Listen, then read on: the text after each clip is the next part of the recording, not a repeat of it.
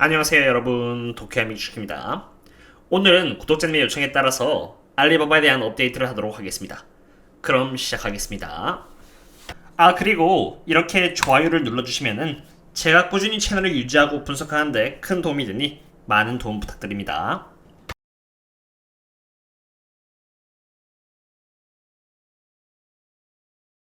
가장 먼저 미국에 상장되어 있는 중국 주식의 기존 흐름을 바꿀 수 있는 발표가 중국 부총리 류허로부터 나왔는데요. 지금까지 중국 정부는 중국 빅테크에 대한 규제를 해왔으며 끊임없이 시장을 대상으로 해서 불확실성을 높이는 모습을 보여왔습니다. 그런데 앞으로는 그렇게 하지 않을 것이라는 소식이 여기 번역본인 신화통신 2022년 3월 16일날 발표가 되었고, 37%는 알리바바를 포함해 대다수의 중국 기업들의 주가가 크게 올랐습니다. 발표된 내용이 무엇이겠길래 이렇게 주가가 크게 리바운드 했는지 알아보도록 할 텐데요. 첫 번째로 중요한 내용은 바로 이 부분이었습니다. 중국과 미국의 규제 기관은 좋은 의사소통을 유지하고 긍정적인 진전을 이루었으며 구체적인 협력 계획을 수립하기 위해서 노력하고 있습니다라고 적혀 있고요. 거기에 더해서 중국 정부는 다양한 유형의 기업이 해외에 상장할 수 있도록 지속적으로 지원하고 있습니다라고 적혀 있습니다. 이러한 부분이 중국 정부만의 생각인지 또는 구체적으로 어떻게 이루어지는지 디테일은 명시되어 있지 않지만 정말 서로 협력할 수 있게 된다면 중국 기업의 딜리스팅 될 수 있는 리스크는 크게 줄어들 것이라고 생각합니다. 그리고 그 다음 부분 또한 중국에 투자하고 있는 해외 투자들이 듣고 싶어하는 소리였는데요. 여기 보시면은 플랫폼 경제 거버넌스와 관련하여 관련 부서는 시장화 합법화 및 국제화의 원칙에 따라서 수립된 계획을 개선하고 안정성을 유지하면서 진전을 추구하며 표준화되고 투명한 예측 가능한 감독 플랫폼 경제의 안정적이고 건전한 발전을 촉진하고 국제 경쟁력을 향상시키기 위해서 적색 및 녹색 신호를 모두 설정해야 합니다라고 적혀있죠. 이 부분에서 표준화되고 투명한 예측 가능한이라는 단어가 굉장히 중요했습니다. 경제의 안정적인 부분 또한 좋았죠. 그리고 홍콩 금융의 시장의 안정성과 관련하여 본토와 홍콩 규제 당국은 소통과 협력을 강화해야 합니다라고 적혀있는 것을 볼 수 있습니다. 이와 같은 뉴스로 인해서 알리바바를 포함한 대부분의 중국 주식의 주가가 매우 크게 올랐고요. 이러한 주가의 움직임이야말로 지금까지 어떠한 이유에서 중국 기업들의 주가 흐름이 이토록 안 좋았었는지를 보여주는 부분이라고 생각됩니다. 이렇게 매크로적인 환경이 좀 개선되었으니 이번엔 알리바바 기업 자체의 펀더멘탈은 괜찮은지 밸류에이션은 여전한지에 대해서 한번 알아보겠습니다. 먼저 알리바바의 매출액입니다.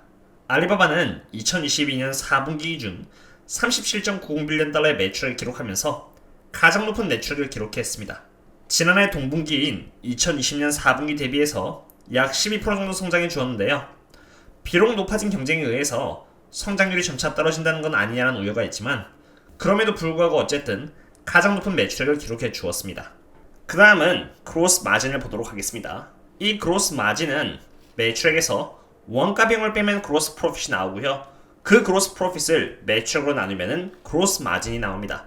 즉, 이 그로스 마진은 얼마나 기업이 효율적으로 들어가는 원가 비용을 잘 관리를 해주고 있냐 못 해주고 있냐 그것을 보여주는 부분인데요. 보시다시피 안타깝게도 알리바바의 경우는 그로스 마진이 이렇게 줄어들고 있다는 것을 볼 수 있습니다. 과거에만 해도 기본 60%에서 50% 그 사이를 보여주고 있었는데 지금은 이렇게 39.50%로 약간 40% 아래인 수준을 보여주고 있는 것입니다. 물론 이 40%에 가까운 그로스 마진이 적은 것은 아닙니다. 그렇지만 적어도 지금 원가 비용이 점점 높아지고 있다는 것을 이것을 통해서 볼 수 있는 것이죠. 실제로 원가 비용이 높아졌다는 것을 여기 이 리포트를 통해서도 확인할 수 있었는데요. 여기 Cost of the Revenue가 2020년 12월 30일 날 119빌리언 달러 위안화였다면 1년 뒤인 2021년 12월 31일은 144빌리언 위안화로 6%나 높아졌다는 것을 볼 수 있습니다. 그 다음은 영업이익입니다. 이 영업이익은 매출액에서 원가 비용을 빼서 매출 총이익이 나오고요. 그 매출 총이익에서 여기 SG&A라던가 R&D라던가 이런 부분을 뺐을 때 나온 부분을 바로 영업이익이라고 합니다. 그런데 보시다시피 이 영업이익 또한 최근 들어 크게 줄었다는 것을 볼 수 있습니다. 이 부분 또한 안 좋은 부분인데요. 매출액이 증가하고 있음에도 불구하고 영업이익이 줄어든 이유는 바로 높아진 세일즈 앤 마케팅 비용 때문입니다. 이때는 중국이 부여한 벌금 때문에 영업이익이 이렇게 마이너스로 줄어들었다고 볼 수 있지만 세일즈 앤 마케팅 비용이 이렇게 매번 높아지고 있는데도 불구하고 영업이익이 개선되지 않고 있다는 것은 홍보가 된 만큼 알리바바가 매출을 내고 있지 못하다는 것을 의미합니다. 평소 순이익률이 20% 이상의 흐름을 보여주었는데 지금 10% 아래인 것도 홍보 효과가 그만큼 나고 있지 않다는 것을 의미하는 것이겠죠. 하지만 이러한 실적이 꾸준히 좋지 않으리란 법도 없습니다. 그러한 부분을 이번 2011년 4분기 컨퍼런스 콜을 통해서 엿볼 수 있었는데요. 알리바바 CEO가 말하기를 알리바바의 이커머스는 새로운 고객을 유치하는 비용을 줄이고 리텐션 레이트인 기존 고객 유지에 더 힘을 쏟겠다고 말을 했습니다. 그리고 여기 이 부분을 보면은 알리바바는 이제 중국에서 소비력을 갖춘 고객들을 유치할 만큼 유치했다라고 적혀 있으며 이제는 새로운 고객을 유치하는 데 들어가는 비용을 줄이고 기존 고객을 유지하는 데 힘을 쏟음으로써 한 명의 고객당 얻을 수 있는 매출을 늘리는데 최선을 다하겠다고 했습니다. 여기 Average Revenue Per User Growth가 있다는 것을 볼 수 있습니다. 여기 밑줄이 그어진 바와 같이 알리바바는 이제 13억 명의 고객을 유치했습니다. 바로 이러한 이유에서 경영진은 이제 새로운 고객들이 유치할 만큼 유치했다라고 말을 하는 것이죠.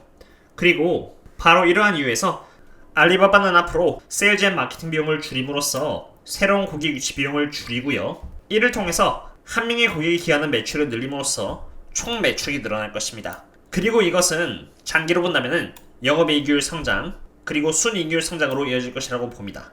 그럼 이제 알리바바의 밸런스시트를 보겠습니다. 먼저 자산을 통해서 현금 현황을 보도록 하겠는데요. 알리바바의 경우는 2021년 4분기 기준으로 48.90빌리언 달러의 현금을 갖고 있고요. 부동산과 같은 Non-Current Investment의 부분은 66.58빌리언 달러가 투자되고 있는 상태입니다. 그리고 주식과 같은 단기 투자액으로는 24.68빌리언 달러가 투자되고 있는데 이 세 가지 항목을 전부 다 바라봤을 때 알리바바는 총 140빌리언 달러에 달하는 현금을 가용할 수 있다는 게 나옵니다. 그럼 이제는 부채를 보도록 하겠는데요. 부채는 크게 Non-Current Debt와 Current Debt 이 두 개로 나뉘어져 있습니다. Non-Current Debt의 경우는 1년 이상인 2년, 5년, 10년이라는 기간 동안에 갚아야 될 돈을 의미하는데 20빌리언 달러가 잡혀 있고요. 여기 Current Debt는 1년이란 기간 안에 은행을 대상으로 갚아야 될 돈을 말합니다. 2.04빌리언 달러가 잡혀 있네요.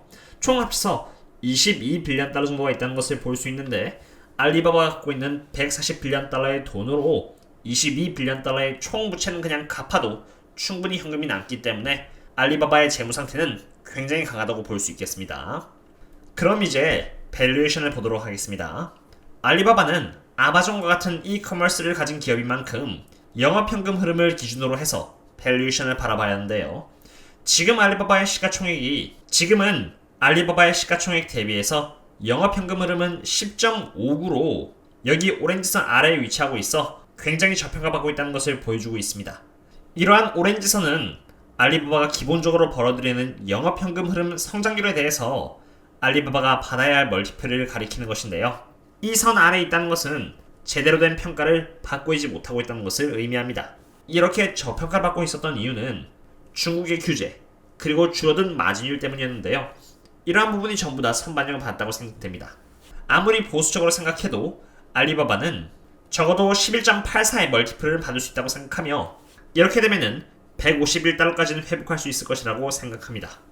그리고 알리바바의 프리 캐시플로우 멀티플은 과거 대비해서 어느 정도에 위치하고 있는지 또한 바라볼 텐데요. 여기서는 프리 캐시플로우만 제공을 하기 때문에 영업현금 흐름 대신에 프리 캐시플로우의 멀티플을 기준으로 바라보겠습니다. 어차피 자기 스스로와 비교하는 것이기 때문에 크게 상관은 없습니다.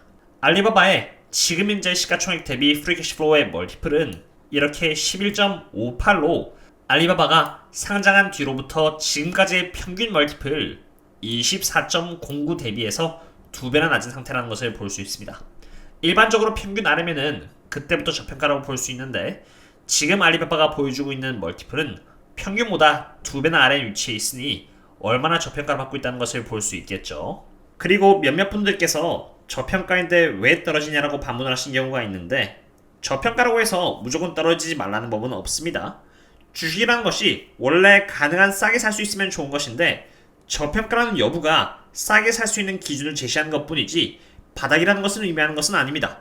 바닥을 알 수 있으면 누구나 다 부자가 됐겠죠. 주식에 있어서 100%라는 단어는 존재하지 않기에 저평가 시점부터 최대한 분할 매수를 통해서 바닥을 만들어 나가는 것이 장기 투자에 있어서 적용할 수 있는 합리적인 방법이지 않을까 생각됩니다. 오늘은 이렇게 알리바바에 대해서 분석을 해보았습니다. 알리바바의 경우 좋은 펀더멘탈과 클라우드라는 밝은 미래 전망, 그리고 저평가를 받고 있음에도 불구하고 중국의 규제로 인해서 주가가 오르지 못하는 모습을 보여주었는데요. 적어도 중국 정부 쪽에서 안정적인 시장을 위해서 노력을 하겠다라고 류어 부총리가 말을 해주었기 때문에 앞으로 주가가 개선이 되지 않을까 생각됩니다. 당연히 말뿐만이 아닌 실제로 행동으로서 보여주는지 지켜봐야 한다고 생각이 되고요. 그런 다음에 또 다른 기업 분석과 함께 찾아뵙도록 하겠습니다. 그럼 다음에 또 만나요. See you later.